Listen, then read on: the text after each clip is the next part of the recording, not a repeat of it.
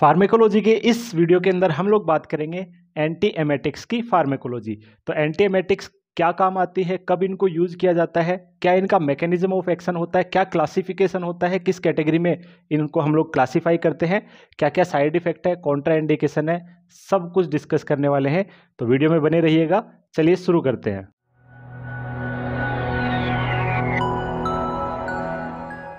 Video अगर अच्छा लगे तो चैनल को सब्सक्राइब जरूर कर दीजिएगा, क्योंकि कंप्लीट फार्मेकोलॉजी यहाँ पे इस चैनल पे आपको मिलने वाली है, वो भी फ्री ऑफ कॉस्ट। तो चलिएगा बात करते हैं एंटी एमेटिक ड्रग्स की। तो उससे पहले हम लोग वॉमिटिंग का मैकेनिज्म समझते हैं कि वॉमिटिंग कैसे आती है, कैसे इंड्यूस होती है। उसके बाद में उसे रोकने के तरीके यानी एंटी एमेटिक्स के बारे में हम लोग पढ़ेंगे दोस्तों, ठीक है। तो अगर आपने एमेटिक्स वाला वीडियो देख रखा है तो यहाँ पे 2 मिनट आप स्किप कर सकते हैं, क्योंकि वहां पर ये मैंने मैकेनिज्म समझा दी थी एमेटिक्स की, ठीक है। यहाँ पे जस्ट उसको रिपीट कर रहा हूँ, थोड़ा फास्ट करूंगा, चलेगा। तो एमेसिस यानी वोमिटिंग। तो वोमिटिंग कैसे आती है हमें, ठीक है। तो अपने बॉडी के अंदर ये एक ब्रेन स्टेम नामक संरचना पाई जाती है, जिसमें 3 पार्ट होते हैं, mid brain, pons and medulla oblongata. तो मेडुला ऑब्लोंगेटा जो होता है ये वोमिटिंग का सेंटर होता है अपनी बॉडी के अंदर। और ये वोमिटिंग के सेंटर को जब भी मेडुला ऑब्लोंगेटा को वोमिटिंग की इंपल्स मिलेगी तो हमें वोमिटिंग इंड्यूस होती है। अब वोमिटिंग की इंपल्स कैसे मिलती है? तो वोमिटिंग कुल 5 तरीके से इंपल्स मिल सकती है। दीज आर, पहली सेरेब्रम इंड्यूस्ड, यानी जैसे ही सेरेब्रम इंड्यूस होगा, जैसे आपने कुछ बहुत बुरा देख लिया हो, या बहुत बुरी स्मेल आपने महसूस करी हो, या बहुत बुरा कुछ खा लिया जिसका स्वाद बहुत कड़वा था या गंदा था, ऐसी चीज अगर आपने इंजेस्ट कर ली है, खाई है, जैसे ही टच करा है, तो उससे क्या होगा, सेरेब्रम इंड्यूस होगा, और इंड्यूस होकर के अपन को तुरंत मेडुला ऑब्लोंगेटा को ट्रिगर कर देगा, ठीक है। दूसरा, सिटीजेड सेंटर ट्रिगर हो जाए। पूरे ब्रेन के अंदर जितने भी न्यूरॉन्स हैं उनमें सिटीजेड सेंटर पाए जाते हैं। तो न्यूरॉन ट्रिगर कब होंगे? अगर किसी पेशेंट को हेड इंजरी हो जाए जिससे आईसीपी बढ़ जाए, या फिर कुछ ड्रग इंड्यूस्ड हो जाए, जैसे कीमोथेरेपी है, रेडिएशन थेरेपी है, डिजोक्सिन थेरेपी है, या फिर पोस्ट ऑपरेटिव, जैसे अपन लोग एनेस्थीसिया से बाहर आते हैं उस टाइम पे सिटीजेड सेंटर इफेक्ट होगा और अपन को वोमिटिंग इंड्यूस हो जाएगी। इसके अलावा मॉर्निंग सिकनेस देखा जाता है प्राय कि प्रेगनेंसी के पहले 3 सप्ताह के अंदर, पहले 3 मंथ के अंदर फीमेल्स को वोमिटिंग आती है, नोजिया इंड्यूस होता है। क्यों होता है? बिकॉज एक हार्मोन इंक्रीज हो जाता है which is known as human chorionic gonadotropin hormone, which is shortly known as HCG, ठीक है। तो वो हार्मोन बढ़ने की वजह से क्या होगा, यहाँ पे कुछ ऐसे इम्बैलेंसेज हो गए जिससे मेडुला ऑब्लोंगेटा ट्रिगर होगा, वोमिटिंग आ जाएगी। या फिर GIT इरिटेट हो जाए, गैस्ट्राइटिस हो किसी पर्सन को, गैस्ट्रिक एंट्राइटिस हो जाए, पेप्टिक अल्सर हो जाए, ठीक है, या फिर फूड पॉइजनिंग हो जाए जिसकी वजह से वोमिटिंग इंड्यूस होते हैं, मेडुला ऑब्लोंगेटा ट्रिगर। या फिर मोशन सिकनेस हो, यानी आप, कई लोगों को होता है जनरली ये कि झूला झूल लिया या 10-15 चक्कर काट लिए, है ना, एक ही तरीके से घूम गया, है ना, तो उससे जो है मोशन सिकनेस हो सकती है, जिसमें इंटरनल ईयर अफेक्ट होता है। तो यहाँ पर भी वोमिटिंग इंड्यूस हो सकती है दोस्तों, ठीक है। तो ये मैंने लिख दिया आपके लिए। तो अगर सेरेब्रम कब वोमिटिंग इंड्यूस करेगा? बैड स्मेल, बैड थॉट या बैड साइट से, ठीक है। बैड टेस्ट भी हो सकता है यहाँ पे, ठीक है, आप टेस्ट भी लिख सकते हो, बैड टेस्ट। इसके अलावा सिटीजेड सेंटर कब ट्रिगर होगा? Chemotherapy, radiation therapy, post operative में एनेस्थीसिया के बाद बाहर आते हैं, ऐसे ही आईसीपी बढ़ जाए जैसे हेड इंजरी वगैरह में, ठीक है। ऐसे प्रेगनेंसी इंड्यूस्ड जिसमें HCG हार्मोन की वजह से ऐसा होता है, जैसे GIT इरिटेट कब होगा? गैस्ट्रोएंट्राइटिस, ड्रग इंड्यूस्ड या इंडाइजेशन की वजह से। और वेस्टिबुलर न्यूक्लियाई जो अपने इंटरनल ईयर में होता है, जिसमें 3 सेमी सर्कुलर कैनाल्स पाई जाती है, वो बैलेंस का काम भी करती है, और वो ट्रिगर होगी तो हमें क्या होगा, एंडोलिम्फ जो भरा होता है ना वो हिलेगा। जैसे हम लोग झूला झूलते हैं, बड़े बड़े झूले होते हैं ना, नाव वाले झूले देखा होगा आप लोगों ने, मेले में बड़ा वाला मेरी गो राउंड होता है। तो इन सब के अंदर क्या हो सकती है, वोमिटिंग आने के चांसेस बढ़ जाते हैं। क्यों? क्योंकि अपने इंटरनल ईयर में उन सेमी सर्कुलर कैनाल्स में वेस्टिबुलर न्यूक्लियाइज होते हैं, उनमें एंडोलिम्फ इम्बैलेंस होता है, इस वजह से ऐसा हो सकता है। बहुत सारे कारण हम लोगों ने देखे। अब यहाँ पे कुछ न्यूरोट्रांसमीटर भी काम करते हैं, तो याद रखिएगा, सिटीजेड सेंटर और सेरेब्रम को इंड्यूस करने वाले 2 न्यूरोट्रांसमीटर होता है, which is known as serotonin and dopamine, ठीक है। सेरोटोनिन को हम लोग 5 हाइड्रोक्सी ट्रिप्टामाइन भी कहते हैं, 5-HT के नाम से भी जानते हैं। ऐसे प्रेगनेंसी इंड्यूस्ड है, ये हिस्टामिन की वजह से होगा, ठीक है। ऐसे ही GIT इरिटेशन है, वो किसकी वजह से होगा? 5-HT यानी सेरोटोनिन, दूसरा हो जाएगा यहाँ पे हिस्टामाइन,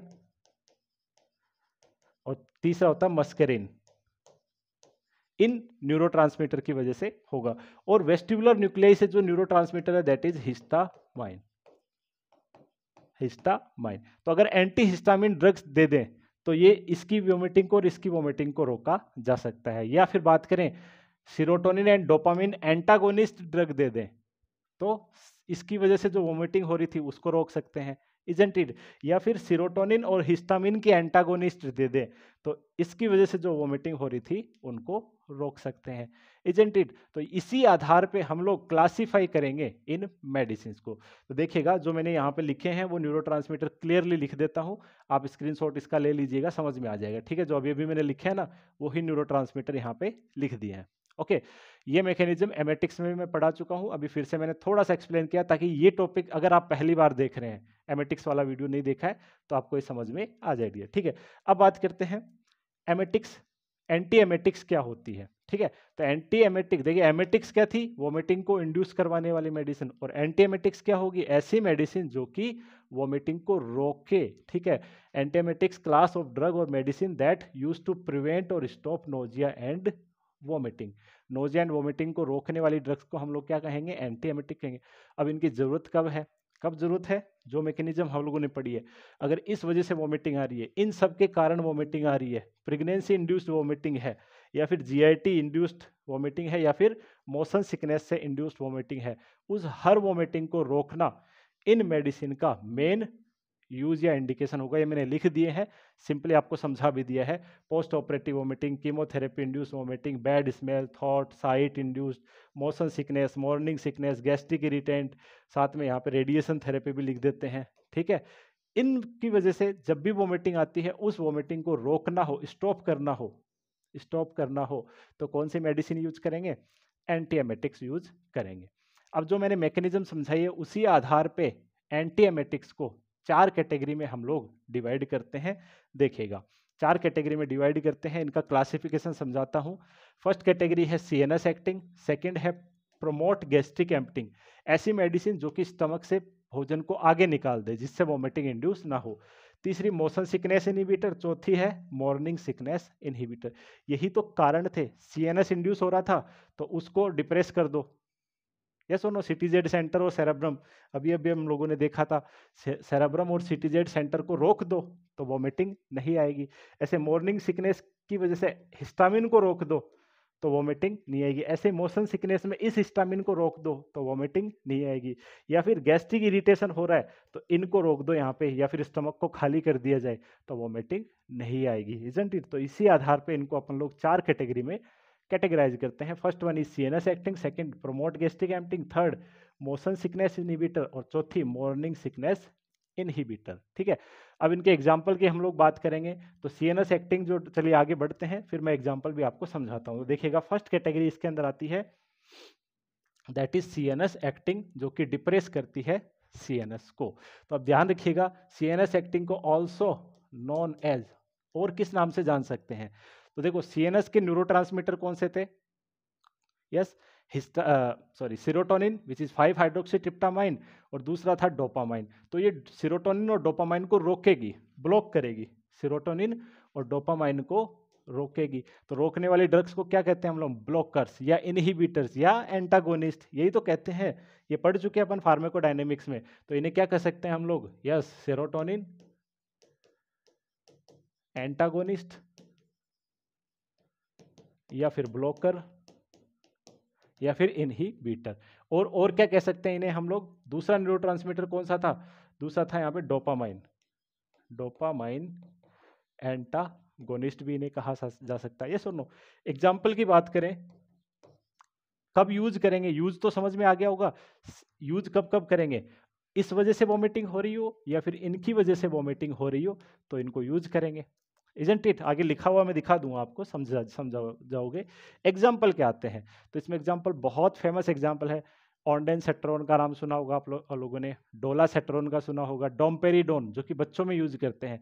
ये 3 एग्जाम्पल है इसके अंदर, ऑन्डेनसेट्रोन, डोलासेट्रोन और डोम्पेरिडोन, ये 3 एग्जाम्पल आते हैं सीएनएस एक्टिंग एंटी एमेटिक्स में। ठीक है, बहुत सिंपल तरीके से समझा रहा हूँ, अब समझते हैं, they depress CNS and CTZ centre also known as serotonin and dopamine receptor antagonist और ब्लॉकर, जैसा कि मैंने आपको बता दिया है।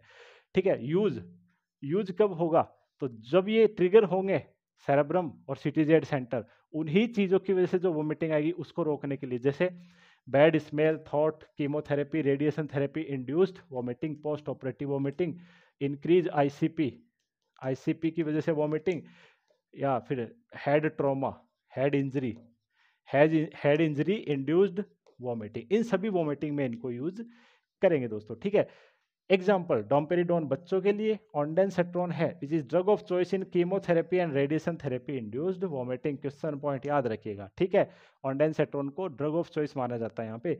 इसके अलावा डोलेसेट्रोन भी एक एग्जाम्पल है यहाँ पे। ठीक है, बच्चों में यूज करनी है तो कौन सी होगी, डोम्पेरिडोन। ठीक है, चलेगा। अब बात करते हैं सेकंड ड्रग आती है अपने पास, ऐसी ड्रग जो कि गैस्ट्रिक एम्प्टिंग को प्रमोट करे, यानी स्टमक को खाली कर दे। ठीक है, और ये किस पे काम कर रही है, जो यहाँ पे अपने पूरे डायग्राम में नीचे की तरफ था, जीआईटी इरिटेंट्स। ठीक है, तो वहां पे दो न्यूरोट्रांसमीटर काम कर रहे थे। कौन कौन से काम कर रहे थे, एक तो सेरोटोनिन था और दूसरा कौन सा था, हिस्टामिन।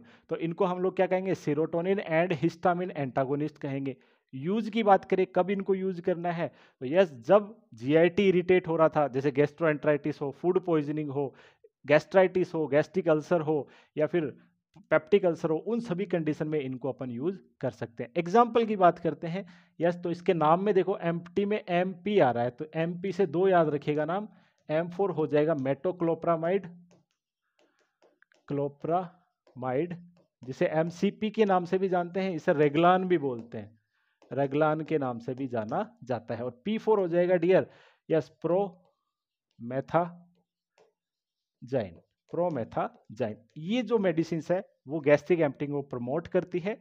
इनको हम लोग अगर कारण हो, क्या कारण हो, देखिए समझा देता हूं इसको आपको पूरा का पूरा। दे प्रमोट गैस्ट्रिक एम्प्टिंग, इन्हें हम लोग histamine and dopamine, yes, histamine and dopamine receptor antagonist के नाम से भी जानते हैं। डोपामाइन नहीं आएगा यहाँ पे, सेरोटोनिन रिसेप्टर एंटागोनिस्ट। ठीक है, तो ये ड्रग्स होती है। इसके अलावा यूज कब है, prevent gastric irritation, gastroenteritis, indigestion, nausea and vomiting. इसकी वजह से अगर नोजिया वोमिटिंग हो रही है तो वहां पे इन ड्रग्स का यूज किया जा सकता है, इन मेडिसिन का यूज कर सकते हैं।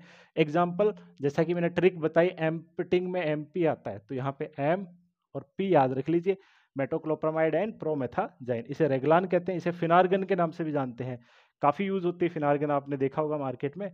तो प्रोमेथाजाइन और फिनार्गन भी इसे कहा जाता है डियर। तो P4 फिनार्गन भी याद रख लो, या प्रोमेथाजाइन भी याद रख सकते हो। ठीक है डियर, तो ये दूसरी कैटेगरी होगी। अब बात करते हैं थर्ड कैटेगरी, जो कि मोशन सिकनेस को रोकती है। मोशन सिकनेस कौन सा हो गया, झूला वाला, कार में ट्रेवल करने की वजह से, बस में ट्रेवल करने की वजह से एंडोलिम्फ हिलता ना अपना, उस वजह से वोमिटिंग आ रही थी, और वहां पे कौन सा न्यूरोट्रांसमीटर काम कर रहा था, हिस्टामिन। तो ये क्या कहलाएगी, एंटी हिस्टामिन, या फिर इन्हें कह सकते हैं हिस्टामिन एंटागोनिस्ट। तो नाम समझ में आ गया। यूज कब करेंगे, जब भी किसी पेशेंट को एंडोलिम्फ की वजह से अगर नोजिया वोमिटिंग आ रहा है, ठीक है, लाइक झूला झूलने की वजह से, बस में ट्रेवल करने की वजह से। तो अगर आप में से भी अगर किसी को बस में ट्रेवल करने से आते हैं, तो इसके जो क्लासिफिकेशन होंगे वो मेडिसिन यूज करी जा सकती है। अभी बताऊंगा कौन सी ड्रग्स आती है। ठीक है, या फिर यहाँ पे एक डिजीज होती है which is known as Meniere's disease. तो मेनियर्स डिजीज में एंडोलिम्फ बढ़ जाता है अपने इंटरनल ईयर में, तो वहां पर भी नोजिया वोमिटिंग आती है, तो उस केस में भी इन मेडिसिन का यूज कर सकते हैं। ठीक है, तो इसमें यूज करने के लिए देखिए, इसमें आता है एससी, तो एससी से दो याद रखिएगा, S4 हो जाएगा स्कोपोलेमाइन, और दूसरी हो जाएगी यहाँ पे सिनार्जिन एंड स्कोपोलेमाइन। स्कोपोलेमाइन को हायोसिन भी कहते हैं, हायोसिन के नाम से भी इसे जाना जाता है। तो दो फेमस एग्जांपल होते हैं which are medicine that control motion sickness. तो ये मोशन सिकनेस को रोकती है, इन्हें हम लोग हिस्टामिन रिसेप्टर एंटागोनिस्ट कहते हैं, जैसा कि मैंने आपको बताया। यूज मोशन सिकनेस में यूज करेंगे, और मेनियर्स डिजीज के अंदर भी इनको यूज किया जाएगा। और मेनियर्स डिजीज को अपन आगे पढ़ेंगे किसी टॉपिक के अंदर। एग्जाम्पल इसका स्कोपोलेमाइन, जिसे हायोसिन भी कहते हैं, और सिनार्जिन को दोनों में से फर्स्ट चॉइस की तरह से यूज करते हैं। ठीक है, अगर मोशन सिकनेस को या फिर मेनियर डिजीज को रोकना है तो इन दोनों ऑप्शन में फर्स्ट चॉइस कौन सी रहेगी, सिनार्जिन यहाँ पे रहेगी। इसके अलावा डाइफेनहाइड्रामाइन, ये भी है ना, जिसे बेनाड्रिल कहा जाता है, डाइफेनहाइड्रामाइन, ठीक है, ये भी एंटी हिस्टामिन है, बट ये लो पोटेंट है, इसकी पोटेंसी कम है, ठीक है, इफेक्ट कम है, बट ये भी एक एंटी एमेटिक ड्रग है दोस्तों, ठीक है। आई थिंक ये समझ में आ गया होगा थर्ड क्लासिफिकेशन। सबसे लास्ट और फोर्थ क्लासिफिकेशन अपन देखते हैं, ऐसी मेडिसिन जो कि मोशन सिकनेस को रोके, ठीक है। तो मोशन सिकनेस का कारण क्या था, एचसीजी हार्मोन था, अपन ने बात कर ली है। तो ये ड्रग्स जो है ये भी हिस्टामिन एंटागोनिस्ट ही होगी, और किसको रोकेगी, प्रेगनेंसी इंड्यूस्ड वोमिटिंग को रोकेगी, दैट्स इट, ठीक है। यूज, अब बात करते हैं एग्जाम्पल। तो एग्जाम्पल में इसमें आता है एक तो vitamin B6 which is known as pyridoxine, और एक होता है डॉक्सीलेमाइन, इनका कॉम्बिनेशन, ठीक है। तो पायरिडोक्सिन प्लस डॉक्सीलेमाइन, इनका कॉम्बिनेशन यहाँ पे यूज कर देते हैं, किसके अंदर, pregnancy induced nausea and vomiting के अंदर, ठीक है। अगर ये कंट्रोल ना हो, अगर इन मेडिसिन से कंट्रोल नहीं होता है, जो है मॉर्निंग सिकनेस जो है कंट्रोल नहीं होता है, तब यहाँ पे अपन यूज कर सकते हैं गैस्ट्रिक एम्प्टिंग एजेंट। तो सीवियर अगर नोजिया वोमिटिंग हो रही है सीवियर केस में, ठीक है, तो उस कंडीशन में अपन जो मेडिसिन यूज करेंगे वो कौन सी होगी, गैस्ट्रिक एम्प्टिंग, एमसीपी जिसे रेगलान भी कहा जाता है, और दूसरी प्रोमेथाजाइन, ठीक है, जिसे फिनार्गिन भी कहा जाता है, वो मेडिसिन यूज करेंगे, बट कब, इमरजेंसी में, ये याद रखिएगा, ठीक है। तो ये देखिएगा ड्रग्स कौन कौन सी आती है, they control morning sickness in early pregnancy, ठीक है, और मॉर्निंग सिकनेस को अपन लोग हाइपर एमेसिस ग्रेविडेरम भी बोलते हैं, याद रखिएगा, ठीक है। तो मॉर्निंग सिकनेस की नोजिया वोमिटिंग के लिए अपन डॉक्सीलेमाइन और पायरिडॉक्सिन यूज करते हैं, जिसे विटामिन B6 भी कहा जाता है, और promethazine and metoclopramide only use in emergency, इन्हें गैस्ट्रिक एम्प्टिंग एजेंट कहा जाता है, ठीक है। Promethazine and metoclopramide which is also known as Reglan, and this is also known as Phenergan, ठीक है। इनको कब यूज करेंगे, ओनली इन इमरजेंसी, जब ये मेडिसिन काम ना करे, these are the first choice, ठीक है। प्रेगनेंसी इंड्यूस्ड या फिर मॉर्निंग सिकनेस में फर्स्ट चॉइस कौन सी होगी, डॉक्सीलेमाइन और पायरिडॉक्सिन, बट ये काम नहीं करे तो अपन गैस्ट्रिक एम्प्टिंग एजेंट देते हैं, विचार प्रोमेथाजाइन एंड मेटोक्लोप्रामाइड, एमसीपी, यस और नो। तो ये क्लासिफिकेशन हो गया दोस्तों। अब बात करते हैं 7 clinical use of anti emetics. तो इसका मतलब यहाँ पे जो 7 पॉइंट में पढ़ाने वाला हूँ वो 7 पॉइंट एक तरीके से इस टॉपिक का रिवीजन हो गया, ठीक है। तो देखिएगा फर्स्ट क्लिनिकल यूज की बात करते हैं, प्रेगनेंसी या मॉर्निंग सिकनेस में फर्स्ट चॉइस कौन सी होती है, हमें अच्छे से पता है, डॉक्सीलेमाइन और पायरिडॉक्सिन, ठीक है, जिसे हम लोग मॉर्निंग सिकनेस को क्या बोलते हैं, हाइपर एमेसिस ग्रेविडेरम भी कहा जाता है, इजंट इट। दूसरा, इमरजेंसी में कौन सी यूज करेंगे, प्रोमेथाजाइन एंड यस स्कोपोलेमाइन, ठीक है, प्रोमेथाजाइन यूज करेंगे और मेटोक्लोप्रामाइड यूज करेंगे। नेक्स्ट बात करते हैं सीवियर मॉर्निंग सिकनेस में, अभी बताया प्रोमेथाजाइन एंड मेटोक्लोप्रामाइड यूज करेंगे। थर्ड पॉइंट, कीमोथेरेपी या रेडिएशन थेरेपी की ड्रग ऑफ चॉइस कौन सी है, अगर उसकी वजह से वोमिटिंग हो रही है तो ऑन्डेनसेट्रॉन यूज करेंगे 4 to 6 mg। नेक्स्ट बात करते हैं, पोस्ट ऑपरेटिव वोमिटिंग हो रही है, यानी एनेस्थीसिया से जब बाहर आते हैं, देखा होगा आप लोगों ने, तब वोमिटिंग इंड्यूस होती है, उसको रोकना हो तो भी ऑन्डेनसेट्रॉन। इसके अलावा मेनियस डिजीज के अंदर ड्रग ऑफ चॉइस कौन सी होगी, मोशन सिकनेस वाली कौन सी हो जाएगी, SC स्कोपोलेमाइन एंड सिनार्जिन। अब उन दोनों में भी प्रायोरिटी किसको दोगे, सिनार्जिन को दे दोगे, यस और नॉट, या सिनार्जिन को प्रायोरिटी देंगे। ऑप्शन में ये नहीं मिले तब जाना किसके ऊपर, स्कोपोलेमाइन के ऊपर, ठीक है, याद रखिएगा। नेक्स्ट बात करते हैं नोजिया वोमिटिंग इन चिल्ड्रन, बच्चों में कौन सी देंगे, डोम्पेरिडोन, जैसा कि मैंने आपको बताया था। और सबसे last point, motion sickness vertigo, nausea and vomiting हो रही है मोशन सिकनेस की वजह से, तो स्कोपोलेमाइन वहां पे यूज करेंगे, जिसे हायोसिन कहते हैं, और दूसरी होती है सिनारजिन, ठीक है, याद रखिएगा, इंपॉर्टेंट है, ये दोनों मेडिसिन यहाँ पे यूज कर सकते हैं। तो ये अपना एक तरीके से रिविजन हो गया विच इज एंटी एमेटिक्स। आगे बात करते हैं साइड इफेक्ट की, ठीक है, अभी तक का आपको समझ में आ गया होगा। अब बात करते हैं साइड इफेक्ट और कॉन्ट्राइंडिकेशन क्या क्या है।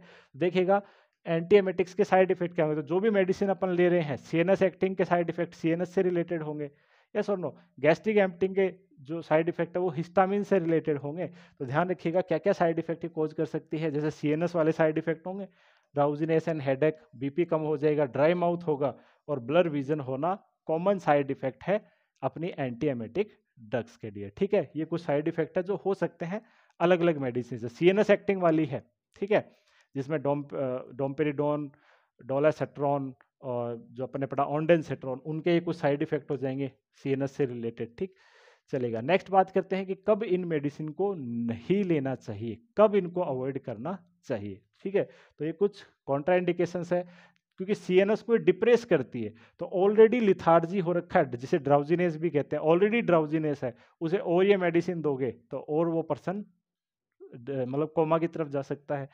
ग्लूकोमा हो रखा है, तब इन केसेस में यूज नहीं करना इन मेडिसिन को, क्योंकि ग्लूकोमा के सिम्टम्स को ये बढ़ा देगी।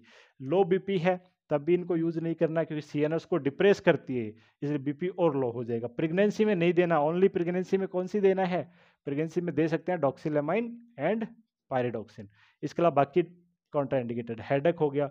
पार्किंसन डिजीज में नहीं देनी है, क्योंकि ये डोपामिन के लेवल को कम करती है, और पार्किंसन डिजीज में ऑलरेडी क्या होता है, ऑलरेडी क्या होता है, डोपामाइन की कमी हो जाती है। देखिएगा, अपने ब्रेन के अंदर एक पार्ट होता है जिसे अपन लोग बात करें मिड ब्रेन के अंदर, विच इज सब्सटेंशिया नाइग्रा। ठीक है, वो वाले पार्ट के अंदर डोपामाइन प्रोड्यूसिंग न्यूरॉन्स होते हैं, वो डैमेज हो जाते हैं, डिस्ट्रॉय हो जाते हैं। ठीक है, इस केसेस के अंदर डोपामिन बनेगा नहीं, और ऑलरेडी जो कुछ मेडिसिन अपन ने देखा डोपामिन के लेवल को कम करे, क्योंकि डोपामिन एंटागोनिस्ट है, ये सुनो सीएनएस एक्टिंग वाली, तो डोपामिन को कम करती है, ऑलरेडी डोपामिन कम है, तो यहाँ पे पार्किंसन डिजीज और ज़्यादा सीवियर हो जाएगी। तो इस केस में पार्किंसन वाले पर्सन को भी कौन सी वाली यूज नहीं करनी है, सीएनएस एक्टिंग यूज नहीं करनी है, बाकी यूज कर सकते हैं जिसके अंदर डोपामिन कम नहीं होता, like gastric emptying agent use कर सकते हैं, या फिर मोशन सिकनेस वाली यूज की जा सकती है डियर। ठीक है, तो these are the some specific contraindications. अब अगर आपको ये टॉपिक समझ में आ गया है तो इस क्वेश्चन का आंसर जरूर दीजिएगा। क्वेश्चन है which of the following is choice in morning sickness. Morning sickness में कौन सी चॉइस होती है, जिसे हाइपर एमेसिस ग्रेविडेरम भी कहते हैं, प्रेगनेंसी के दौरान? ऑन्डेंसेट्रॉन, सिनार्जिन, डॉक्सिलामाइन, पायरिडॉक्सिन, मेटोक्लोप्रामाइड। टॉपिक समझ में आ गया तो जरूर से कमेंट करिएगा। ओके, और अगर किसी प्रकार का आपका डाउट रहता है तो कमेंट करिए, मैं उसका आंसर देने की पूरी कोशिश करूंगा। तो पढ़ते रहिए, मस्त रहिए, मिलते हैं अगले वीडियो में। Stay healthy, stay safe.